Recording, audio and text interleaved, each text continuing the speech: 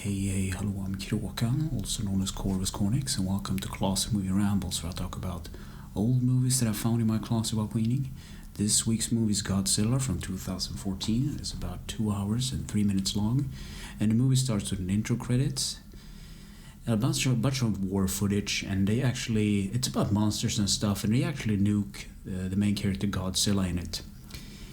And then cutting to a shopper flying over the Philippines into a mine, and they're looking into a cave for something, and they find giant eggs, and something big has crawled out of the cave. And then later there is an American family living in Japan. There's the mom Sarah, the dad Joe, and the son Ford, and they're heading off to work, and it's actually Joe's birthday, but he forgot about it because he's busy at the power plant.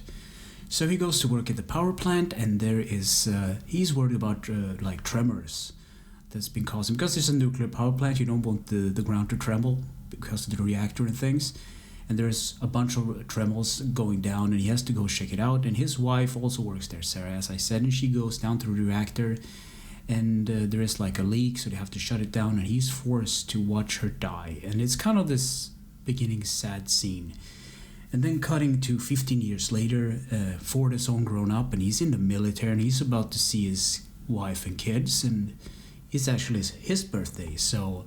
But the phone rings, and he has to pick it up, and of course it is his dad. He's in trouble. He has been trespassing at some military base. So Ford goes down to pick him up, and at like a precinct or something, and takes Joe home. And Joe's home is filled with like the classical like scheming thing. You put like a little needle, and you put like red strings with pictures and stuff. He doesn't think that the reactor meltdown thingy was a disaster. He actually thinks it's something else.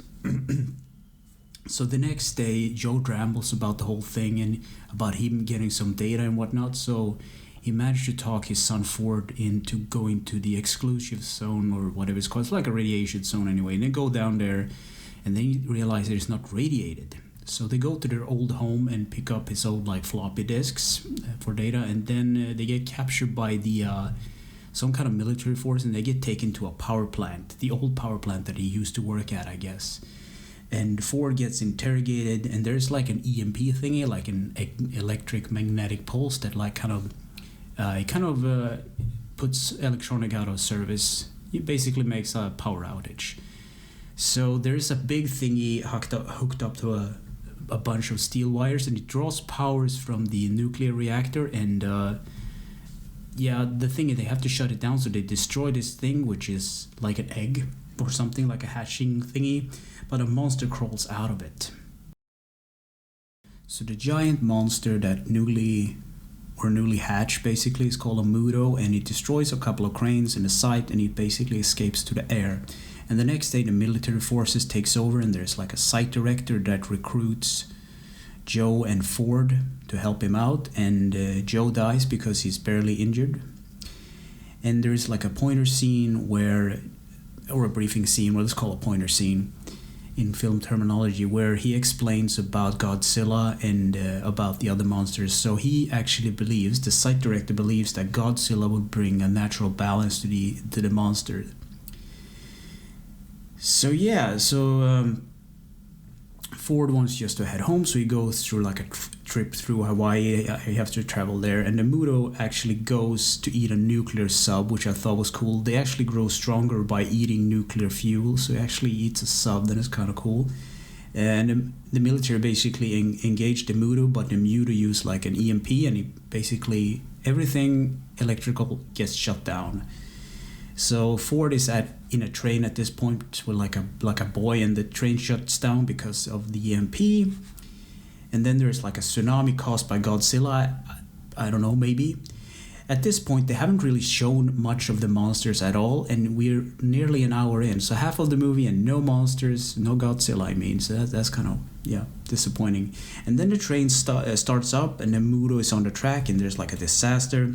And then basically Godzilla fights Mudo, and the next day Ford joins the military because that's the way that he's basically getting home. So Godzilla chases Mudo because it's like a prey to him, and basically Ford gets on a nuclear train because he's like a specialist with nukes. I don't think they even mentioned it, but he knows how to arm and disarm nukes. I don't know. So there's like a hunt, and there's like a new monster that they've discovered that's actually the female version. So now there are two Mudos, one male and one female. So the female is basically, she was staying dormant until the male mature or something, and then they were gonna get together and get a bunch of babies, and that's not good. That's not a good thing. So so Ford managed to call his wife because there's been like a power outage and everything, and the military are supposed to use warheads to like I think at the beginning they try to kill him with warheads, but it's not a good idea. So the warheads are basically on a train, and Ford is on the train, and the train gets attacked by the Mudo, and Ford jumps down or falls down into the water, and he gets washed up on a beach. So the military used the warhead on the beach, and they pick up Ford as well, and they use the warhead to basically attract the monsters. It's basically bait for them because they need nuclear stuff to feed and get stronger.